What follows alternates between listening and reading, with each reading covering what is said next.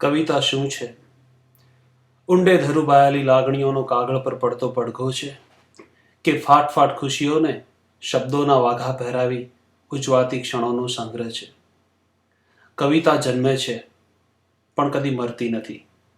પેઢી દર પેઢી એ સ્વસે છે, કોકની મનપાંચમના મેળામાં, કોકના એકાંતમાં, ઉદાસીમાં, સુખ અને દુઃખ. અને મનુષ્ય અનુભવી શકે એ બધા જ સંવેદનોનો સાવ ખોટો સરવાળો એટલે કવિતા. કવિતા શૃંગાર છે, કવિતા અંગાર પણ છે. સમયકાળના બંધનો વાર્તા લઘુકથાને હોઈ શકે, કવિતાને નથી હોતા.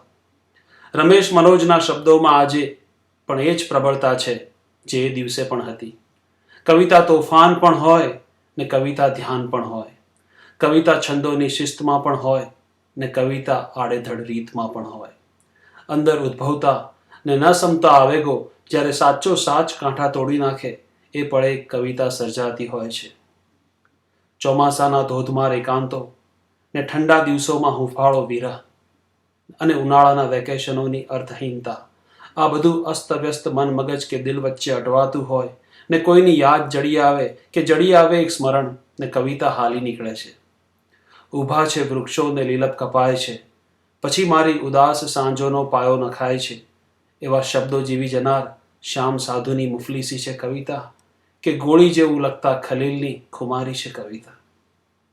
સૌમ્ય જોશીની સમાજને પડતી તમાચ છે કવિતા, કે મુકુલનો મખમલી રોમાંસ છે કવિતા. કવિતા એ કવિની ગરીબ અમીરી છે. લોહી ટપકે ત્યારે જ વચ્ચે કાગળ ધરવો જોઈએ એ ફરમાન છે.